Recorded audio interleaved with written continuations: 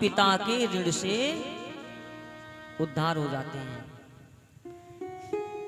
इसलिए जीवन में विवाह करना भी अति आवश्यक है। अब तो एक पुत्र ने तो विवाह से इनकार कर दिया, 2 पुत्र बचे, तो दूसरे नंबर वाले बेटे के विवाह वाले जब आए तो विवाह वाले जो आए थे विवाह करने, वो बैठे हैं आंगन में और वो बेचारे पति और पत्नी दोनों मिलकर के रो रहे हैं कमरे में। अरे विवाह वाले तो आते हैं, दुनिया खुश होती। आज तक देखा है आपने किसी को रोते हुए? अरे इस दुनिया में तो साहब विवाह के लिए लो तो लोग मनौतियां मान देते हैं, लेकिन उनके घर में विवाह वाले आए, विवाह वाले घर में बैठे, पहली बात तो उनको जलपान कराने के लिए भी कोई व्यवस्था नहीं है, और उसके साथ साथ ऐसा पैसा भी नहीं है कि जिससे विवाह हो जाए। क्योंकि दुनिया ये इतनी अच्छी नहीं है। अरे 100 में से 1 या 2 लोग होंगे जिनके यहाँ अगर बारात लेकर के जाओ और बहू को पहनने के लिए आभूषण ना ले जाओ तो विवाह हो जाए। बहुत कम होंगे घर ऐसे। और भैया अगर एक भी वस्तु कम रह गई तो बारात को वापस कर दिया जाता है।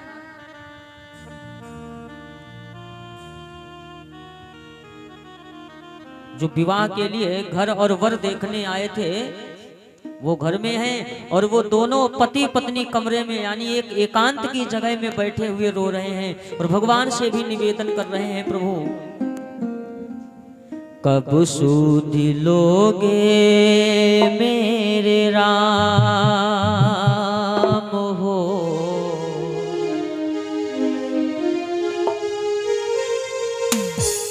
कब सुध लोगे मेरे राम, आजा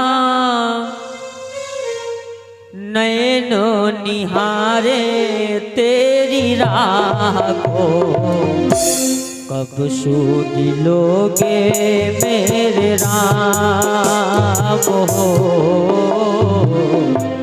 कब सुध लोगे मेरे राम, आजा नैनो निहारे तेरी राह को, कब सुध लोगे मेरे राम हो, कब सुध लोगे मेरे राम, ओ आजा मैं तो निहारूं तेरी राह, कब सुध लोगे मेरे राम, सुध लोगे मेरे राम।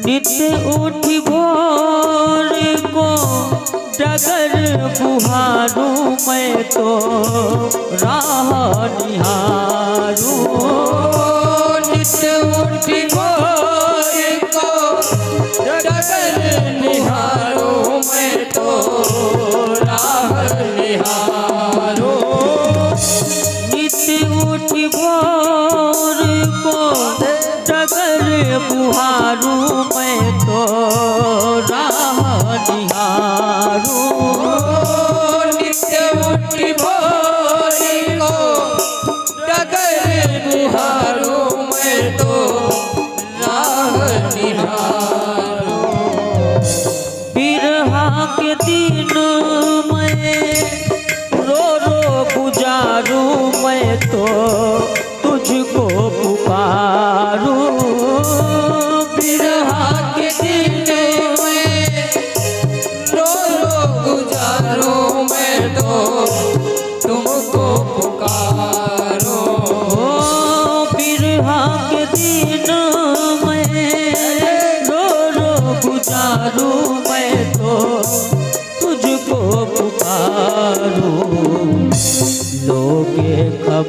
कब मेरे राम हो, लोगे खबर कब मेरे राम। आजा नैनो निहारे तेरी राह को, कब सूझ लोगे मेरे राम हो, कब सूझ लोगे मेरे राम।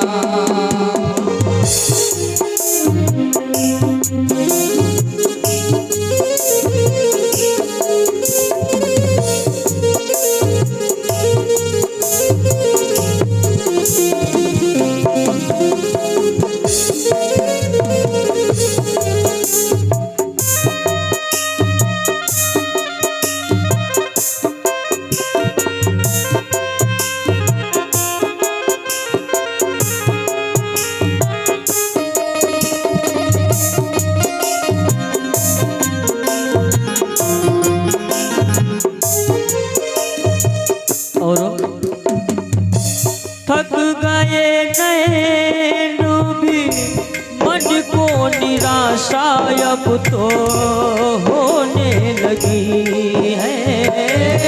थक गए नैन भी मन को निराशा अब तो होने लगी है। थक गए नैन भी मन को निराशा अब तो होने लगी है। थक गए नैन भी मन को निराशा अब तो होने लगी है।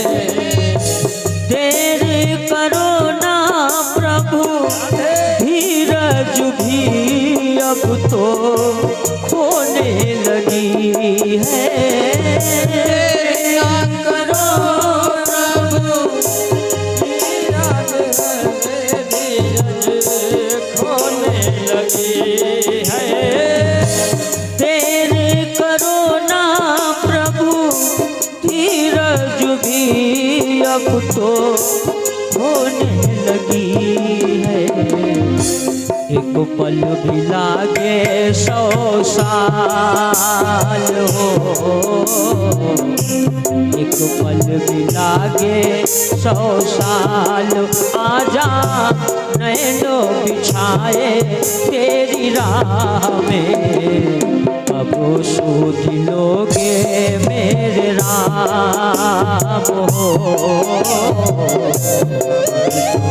लोगे मेरे राम। आजा मैं तो निहारूं तेरी राह को, कब सूझ लोगे मेरे राम।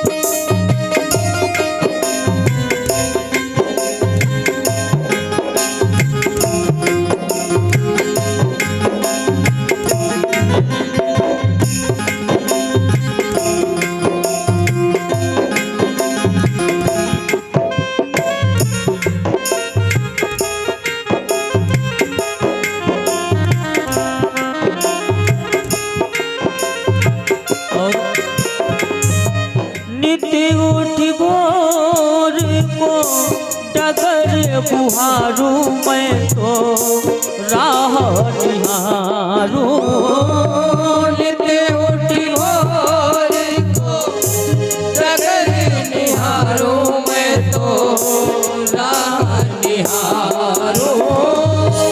नित उठी भोर को डगर बुहारू मैं तो राह निहारू।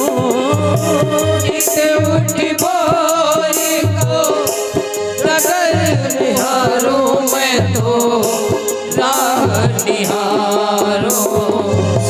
बिरहा के दिन मैं रो रो गुजारू मैं तो तुझको पुकारूं।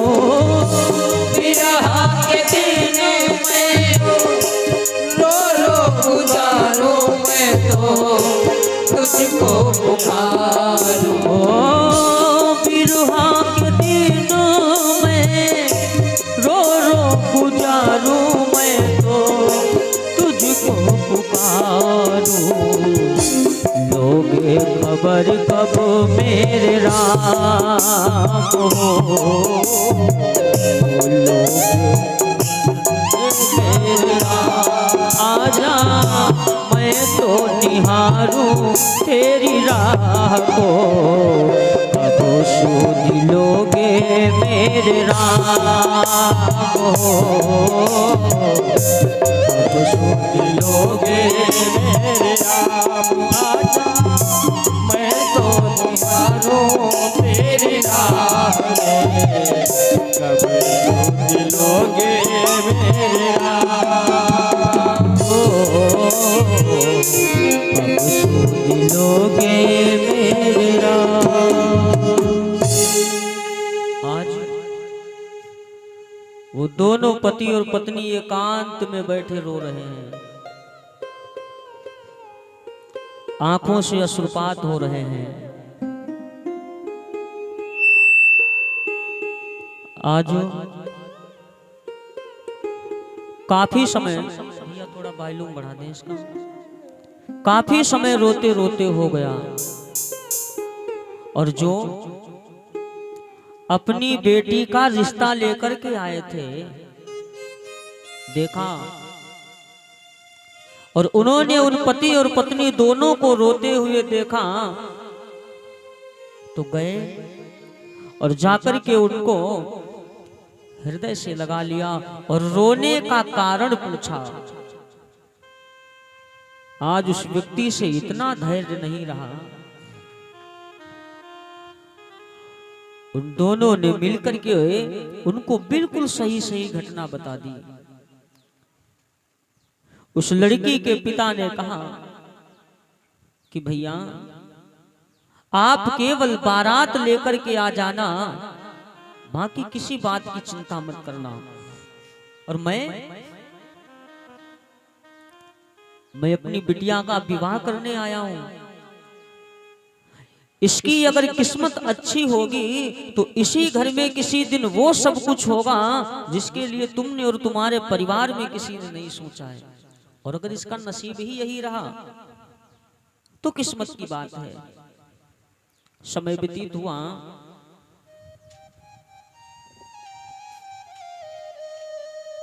विवाह हुआ,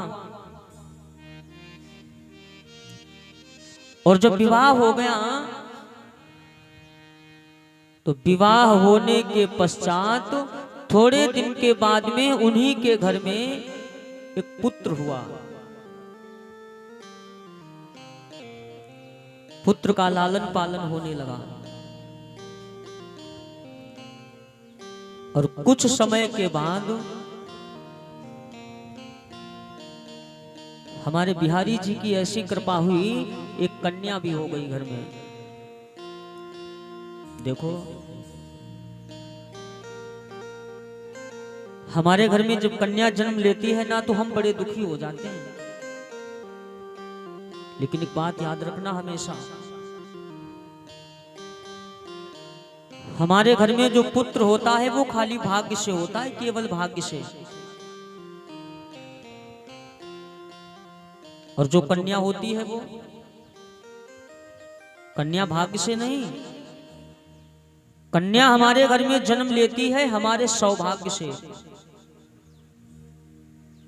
निवेदन करेंगे,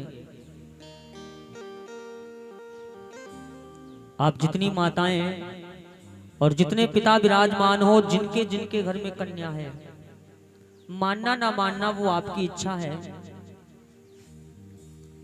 लेकिन हम निवेदन करेंगे और वो भी हाथ जोड़ करके, और निवेदन ये करेंगे कि देखो अपनी कन्या का विवाह तो सभी करते हैं, कन्या को कोई पूरे जीवन भर घर में बिठा करके नहीं रखता है, ये दुनिया का नियम है। आप लोग भी अपनी कन्या का विवाह करें, लेकिन एक प्रथा आज के जमाने में चल रही है, हम ये तो नहीं कहेंगे कि आप उसके विषय में क्या सोचते हैं, वो आपकी इच्छा है, स्वेच्छा है। आज के जमाने में एक नियम चलता है, क्योंकि विवाह आज के जमाने में कहाँ होते हैं, घर में नहीं होते हैं, विवाह होते हैं मैरिज लॉन में, बारात घर में। जिनके घर में जगह है वो लोग भी मैरिज लॉन में बारात करते हैं, और जिनके घर में नहीं है वो लोग भी वही करते हैं। हम इसके खिलाफ नहीं हैं, आप करिए। बेटी आपकी है, करना आपको है, सुरक्षा भी आपकी है, लेकिन पता नहीं क्यों हमारे अंदर से ऐसा भाव उत्पन्न होता है। हम इसके लिए आपको बिल्कुल मना नहीं करेंगे कि आप वो बारात घर मैरिज हॉल ना बुक करें, बिल्कुल करो। किस लिए करो? बारात को रुका दो वहीं, जलपान करा दो वहीं, भोजन करा दो वहीं। ये जितने भी रिवाज हमारे लौकिक हैं सब वही कर दो। लेकिन मेरी माताओं, मेरी बहनों, मेरे भाइयों और हमारे पिता तुल्य बुजुर्गों, जो भांवरे पड़ती है ना, वो आप लोग अपने अपने घर में मंडप लगा करके डलवाओ। कि कितना भी छोटा घर होगा तो भांवर तो पड़ सकती है, शायद जहां तक हम सोच पा रहे हैं। कितना छोटा घर होगा, एक कमरा होगा, और एक कमरे से तो छोटा किसी का घर नहीं होगा जितने लोग बैठे हो। और हमारी समझ में आता है एक कमरे में तो भांवरे डाली जा सकती हैं। दुनिया का ये भोजन इत्यादि का जितना भी नियम है वो सब आप वही बारात घर में कर लो, लेकिन भांवरे अपने घर में ही अपने आंगन में डलवाओ हमेशा जीवन में। क्योंकि इस दुनिया में, संसार में सबसे बड़ा दान क्या है? कन्यादान। और यह दान हमें अपने घर के आंगन में अपने हाथों से करना चाहिए। क्योंकि जिस घर में कभी बेटी का विवाह नहीं होता, भांवरे नहीं पड़ती, वो घर घर नहीं होता है, वो शमशान के तुल्य होता है। तो हम तो निवेदन यही करेंगे कि बेटी का विवाह करो तो घर में। आज उनका विवाह हो गया और विवाह होने के बाद एक बेटा और एक बेटी हो गई, और धीरे धीरे थोड़ा समय और बीता, दूसरे भाई का भी विवाह हो गया। एक भाई ने, बड़े भाई ने विवाह नहीं किया, लेकिन बीच वाले भाई का विवाह हुआ तो एक बेटा और एक बेटी हो गई, और छोटे वाले भाई का भी विवाह हो गया। लेकिन पता है उस हालात में विवाह हुआ जो बैसाख और जेठ का माह होता है ना, इन घर में तो लगभग सबके घर में अनाज होता है, लेकिन उन बेचारे की वो गति हुई कि छोटे भाई का जब विवाह किया तो बैसाख और जेठ के महीने में भी वो सारा अनाज बेच दिया, घर में खाने के लिए भी कुछ नहीं रहा। और बड़े ने विवाह नहीं किया, और बड़े और बीच वाले भाई ने मिलकर के पूरा परिवार पाला। और जिस दिन छोटे वाले की बारात हो गई, उसने क्या किया, एक महीना भी बारात हुए नहीं हुआ था। मेरी माताओं, बारात में तो सबके यहाँ कुछ न कुछ जेवर बनाए जाते हैं लगभग। तो उन छोटे वाले भाई ने, पति और पत्नी दोनों ने मिलकर के उस जेवर को दुकान पर गिरवी डाल दिया, पैसे ले लिए और खाने पीने की सामग्री लेकर के आए, और घर में बिना किसी के पूछे और बताए, घर में एक स्थान पर ईंटें होती हैं ना, इनका चूल्हा बना लिया, और केवल 3 लोगों का भोजन बनाया, केवल 3 लोगों का। और घर में तो कई लोग थे,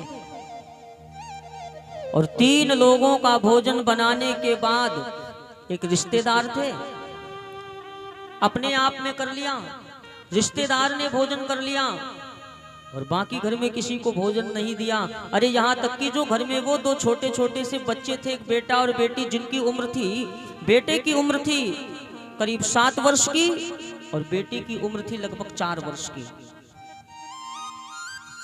उनको भी भोजन नहीं दिया। अरे उनसे बैर कैसा।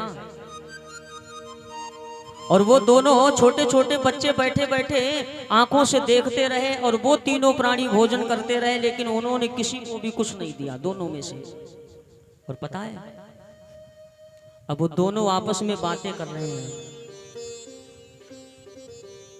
और उस भाई ने अपनी छोटी बहन से कहा कि बहन, इन लोगों ने तो खाने के लिए कुछ नहीं दिया, कोई बात नहीं, लेकिन खाने के बाद थाली में तो कुछ न कुछ लगा हुआ शेष रह जाएगा, बच जाएगा। और वो थाली चट्टान के ऊपर जहां बर्तन धोए जाते, साफ किए जाते, वहां रखी जाएगी। और हम और तुम दोनों लोग चल करके बर्तन धोने वाली जगह पर जहां बर्तन रखे होंगे कुछ न कुछ लगा जरूर रह जाएगा, तो खा करके पानी पी लेंगे थोड़ा। लेकिन वो दोनों प्राणी ऐसे निकल गए कि जैसे ही बर्तन रखे और रख करके तुरंत धुल दिए। थोड़े बहुत 2-4 दाने भी जो चावल के लगे हुए थे वो भी नाली में बहा दिए। और बर्तन धुलने के बाद वो दोनों पति पत्नी जैसे ही अंदर आए तो वो छोटे छोटे जो 2 बच्चे थे उन लोगों ने जाकर के नाली के पड़े हुए उन चावलों के दानों को बीन बीन करके खाना शुरू कर दिया। लेकिन उनके हृदय में ऐसी भी दया न आई। पिता देखता रहा, माँ भी देखती रही। मेरी माताओं, अब जितनी माताएं विराजमान और जितने पिता, इस दुनिया में एक माता पिता जीवन में सबसे ज्यादा दुखी कब होता है पता है? जब वो अपनी संतान को ऐसी गति में देखता है। आज माता पिता ने नाली से वो चावल के दाने बीन बीन करके खाते हुए देखे तो माता पिता की आंखों से आंसू आ गए और माता पिता रोने लग गए। लगभग रात्रि के 12 बजे का समय था। आज वो लाचार पिता बेचारा गांव में मांगने के लिए गया तो जिस घर में कुछ मांगने के लिए गया उस घर में कुछ ऐसा समय आया कि किसी भी घर में कुछ नहीं मिला। उसी गांव में एक व्यक्ति रहता था। उसके घर में जब वो पिता जाकर के पहुंचा और जैसे ही कुछ मांगा तो उसने भी कहा, भैया थोड़े से चावल रखे हुए थे वो तो हमारे घर में बनकर के उनका भोजन हो गया, अब तो कुछ नहीं बचा, लेकिन बैठ जाओ। और उस व्यक्ति ने उसी रात्रि में उस व्यक्ति को जगाया और उस व्यक्ति ने अपनी धर्म पत्नी को, रात के 12 बज चुके थे, अपनी धर्म पत्नी को सोते हुए उठाया, उठा करके थोड़े से धान रखे हुए थे और उसी समय उस व्यक्ति ने अपनी धर्म पत्नी से उन धानों को कुटाई करा के चावल निकलवा करके दे दिए। और जब वो चावल घर आए तब भोजन बना और तब बेचारों उन दोनों बच्चों ने भोजन किया और सोए। और धीरे धीरे समय व्यतीत होता रहा और वो संत ने आशीर्वाद दिया था कि बेटा एक दिन वो समय आएगा जिसको जीवन में तुम याद करोगे। और वास्तविकता जीवन का एक वो दिन आया जिस जीवन की उन्होंने, जिस समय की उन्होंने कभी मन में सोच और विचार भी ना किया, वो समय आया। और वो समय आया कि रहने के लिए जगह भी पर्याप्त हो गई, पहनने के लिए वस्त्र भी हो गए और 2 वक्त का भोजन भी हो गया। और केवल उनके लिए नहीं, अगर कोई अतिथि संत इत्यादि भी आ जाए तो उसके भी रहने और भोजन कपड़े की व्यवस्था, ये उस संत का आशीर्वाद। तो ये है संत का साथ। तो निवेदन कर रहे थे कि संत का वचन कभी झूठ हो ही नहीं सकता और संतों का साथ कभी निरर्थक नहीं जाता। तो निवेदन कर रहे थे कि संसार में 2 वस्तुएं बड़ी दुर्लभ हैं, संत समागम, हरि कथा। और दोनों आपको प्राप्त हो रही हैं। बड़े बड़े सिद्ध महान संतों के आपको मां भागीरथी की गोद में बैठे हुए दर्शन भी हो रहे हैं और कथा भी सुनने को प्राप्त हो रही है। सो आइए बड़े प्रेम से कथा प्रसंग सुनते रहें, संतों के दर्शन करते रहें। हम अपनी वाणी को विराम दे रहे हैं। आइए सब लोग बड़े प्रेम से एक छोटी सी लाइन निवेदन करें। वृंदावन में हुक्म चले बरसाने वारी का, वृंदावन में हुक्म चले बरसाने वारी का। मेरा श्याम दीवाना है श्री राधा रानी का, मेरा श्याम दीवाना है श्री राधा रानी का।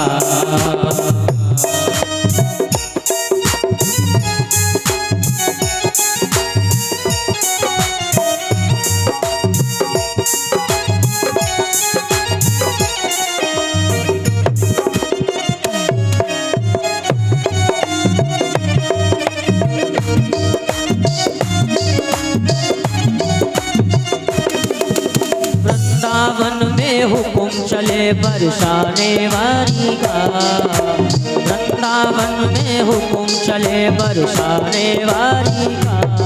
मेरा श्याम दीवाना है श्री राधा रानी का, मेरा श्याम दीवाना है श्री राधा रानी का। हरि बोल।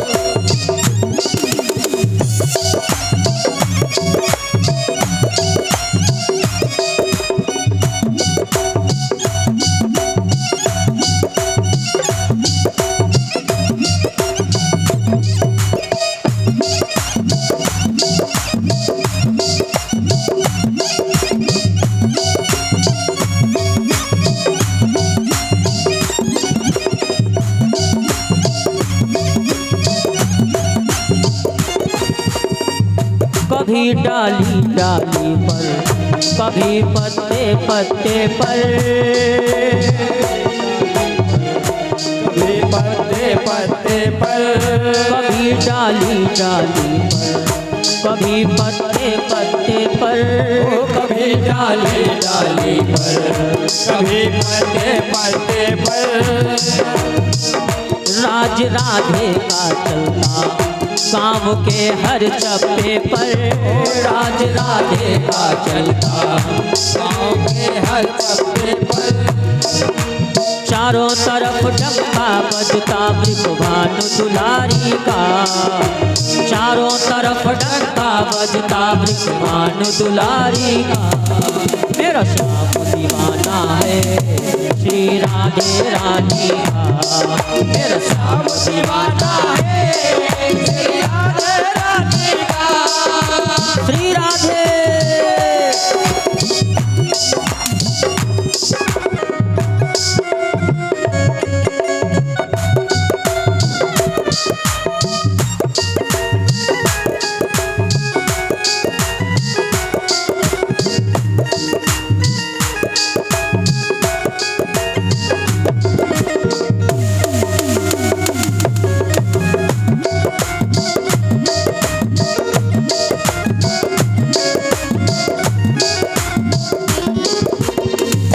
कभी गोकुल में देखा, कभी यमुना पे देखा, कभी गोकुल में देखा, कभी यमुना पे देखा, कभी गोकुल में देखा, कभी यमुना पे देखा, कभी गोकुल में देखा, कभी यमुना पे देखा, कभी पनघट पे देखा, कभी मधुबन में देखा, कभी पनघट पे देखा, कभी मधुबन पे देखा।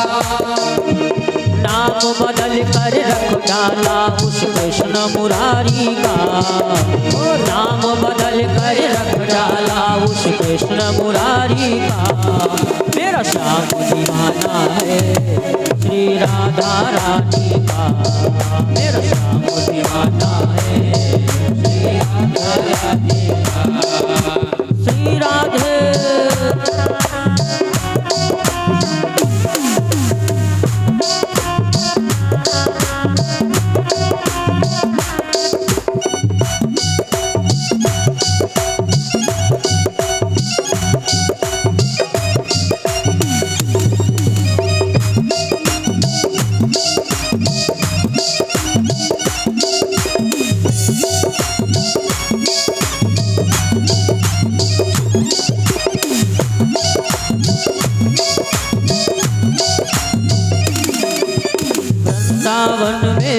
हुक्म चले बरसाने वारी का, वृंदावन में हुक्म चले बरसाने वारी का। मेरा श्याम दीवाना है श्री राधे रानी का, मेरा श्याम दीवाना है श्री राधे रानी का।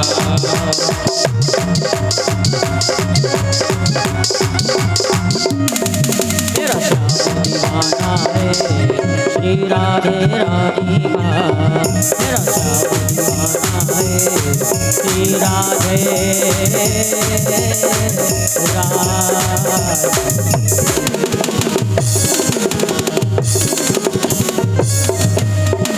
बोलिए राधे रानी सरकार की, बोलिए बांके बिहारी लाल की, बोलिए पूज्यपाद गुरुदेव भगवान की।